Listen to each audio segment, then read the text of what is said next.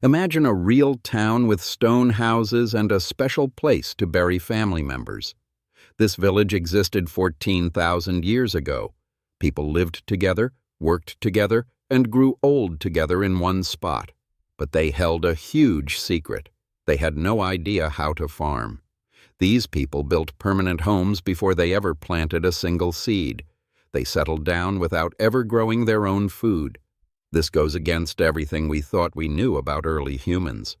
It's a mystery that changes the whole story of how our modern world began. How could they build a village without farming?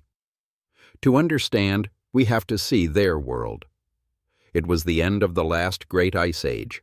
Huge sheets of ice were melting away. The land was changing. A special place we now call the Fertile Crescent in the Middle East was coming to life. This land was not a dry desert back then.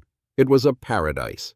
The hills were covered in huge fields of wild wheat and wild barley just growing on their own.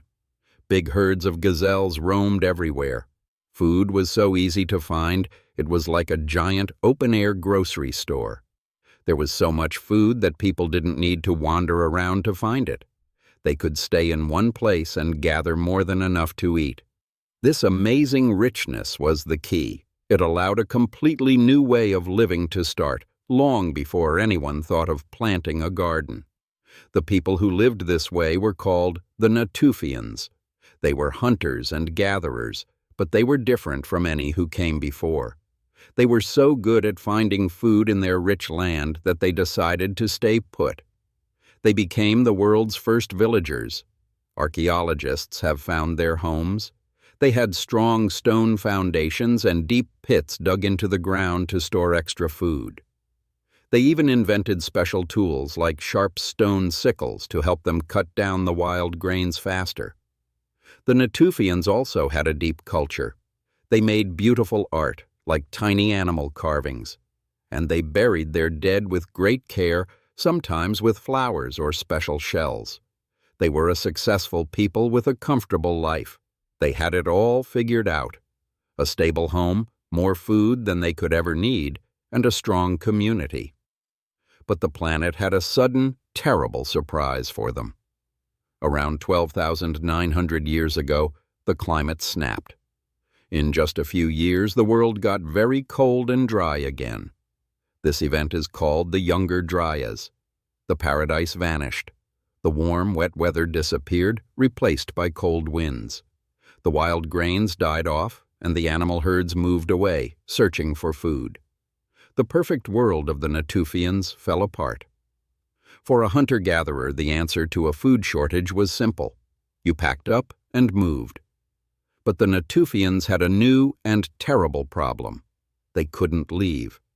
They were tied to the land in a way no people had been before.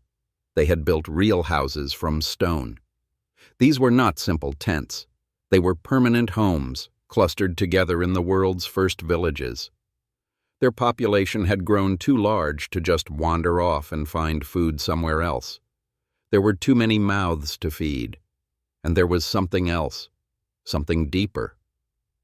They had graveyards. For the first time, people were burying their dead in special places, generation after generation. To leave this land would mean leaving their ancestors behind. They were trapped by the very success that had allowed them to grow. So what happened next was not a brilliant invention. No single person woke up one day and decided to become a farmer. The truth is much slower, quieter, and more amazing. It was almost certainly an accident, a slow discovery made over many lifetimes. Imagine the women of the village. They were the main gatherers of food. They knew the wild plants better than anyone. They might have noticed that where they spilled some wild grain seeds near the camp, new plants grew the next year. They became the world's first accidental gardeners. This began a quiet, unconscious partnership between people and plants. Wild wheat, for example, is designed to spread its own seeds. When it's ripe, the grain shatters and falls to the ground easily.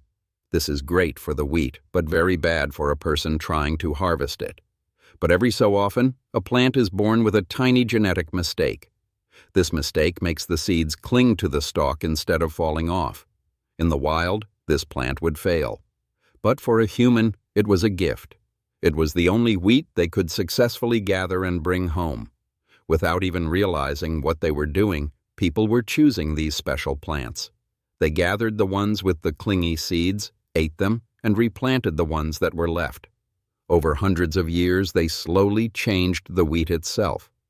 They created a new kind of plant that depended on them just as they were starting to depend on it. This story seems to solve the puzzle. A climate crisis forces people to find a new way to get food. But just when we think we understand, history shows us a huge mystery. In modern-day Turkey, archaeologists found something that turns the whole story upside down. It is a place called Göbekli Tepe. It is a massive, stunningly complex temple built from huge stone pillars carved with animals. It is older than the pyramids, older than Stonehenge. And the most shocking part, it was built by hunter-gatherers, thousands of years before anyone started farming. This place asks a new question. What if the need for food wasn't what started it all? So the great change happens. Humanity learns to control its food. We celebrate this as our best moment. It is the time we tamed nature and started our journey to building big cities. This is the story we often tell ourselves. It is a story of things getting better, of making life easier and safer. It is the story of smart people figuring out a new, wonderful way to live. But what if that story is not the whole truth? Here is the big secret, the twist in our human story. The beginning of farming was a trap. Scientists who study old skeletons have found something shocking. The first farmers were less healthy than the hunters they replaced. These ancient farmers were shorter. Their bones show signs of more sickness. Their teeth were worse from eating the same few sugary plants. They had to work much harder, for much longer hours, just to grow food that was not as good for them as what the hunters ate. So why did they keep doing it? Because they could not go back. Once you start farming, the number of people in your group grows very fast. Soon, there are too many mouths to feed by just hunting and gathering. The path back to the old way of life was gone forever. This choice, made thousands of years ago, built the world you live in. That farming trap is the reason we have cities and kingdoms. It is the reason we have writing and technology. Our whole world rests on a decision that made life harder for the people who first made it. The size of this change is hard to even imagine. For almost all of human time on Earth, for 99% of our story, we were wanderers. We moved with the seasons, following the animals and the plants. Then, in a very short time, a change in the weather pushed a small group of people into a new way of life. It was not planned. It was not a grand idea for a better world. It was a choice made to survive, and that choice would end up changing the whole planet. And the story is not over. We still live with what started in those first farm fields. We have amazing science and big cities. But we also have problems like unfairness between people that began when some owned land and others did not. It leaves us with a deep question. Those ancient people faced a crisis that changed the world and made a choice they could not take back. What choices are we making today? This new way of life did not stay in one place. Like a slow but powerful river, the idea of farming began to move. It traveled from the Fertile Crescent outwards, carried by people looking for new land. Every family that moved brought seeds and knowledge with them, changing the world one field at a time. This was not a quick journey. It took thousands of years for farming to spread across Europe, Asia, and Africa. It was a quiet change, happening so slowly that no single person would have noticed the world was being remade. But generation by generation, the wild lands of the hunter-gatherers were turned into farmland. And with farms came something new, permanent homes. For the first time, people started to build houses meant to last for many years. They gathered together in villages like the ancient city of Jericho, which had strong stone walls to protect it. This was the birth of the town, a place where families lived side by side as neighbors. Think about the street you live on, the town you call home. The very idea of having a permanent address, a place that belongs to you and your family, started here. These first villagers were creating a new way of being human, one based on staying put and building a community that would last longer than a single lifetime. But this new closeness came with a hidden cost. When people and their animals all live together in one spot, it creates new dangers. The rubbish piles up, the water can get dirty, and something else appeared that hunter-gatherers rarely had to worry about. A new kind of enemy they couldn't even see. This enemy was disease. Sicknesses that started in farm animals could now jump to humans. A simple cold or flu could spread through a whole village in days. For the first time in history, huge groups of people could get sick and die all at once. This was a dark side of the new farming life. Another huge change was the idea of ownership. Hunter-gatherers shared almost everything. But when a family spent a whole year tending a field, that land felt like it was theirs. The food they grew was their food.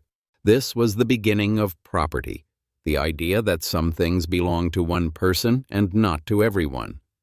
This simple thought, "This is mine," changed everything. It created wealth, but it also created poverty. Some families had bigger fields or better harvests than others. For the first time, people started to measure themselves by what they owned. It was a change that would lead to both great progress and terrible fights. With land to protect and food to manage, life became more complicated. People needed rules. They needed someone to settle arguments about who owned what. This led to the rise of the first leaders, chiefs or elders who were given power over the community. Not everyone was equal anymore. So, from a tiny seed planted in the ground, a whole new world grew. It wasn't just a world of food, but a world of villages, walls, sickness, and property. It was a world that needed leaders and laws. The first steps towards cities, kingdoms, and empires were being taken, all because of that one big decision to stop wandering and start planting.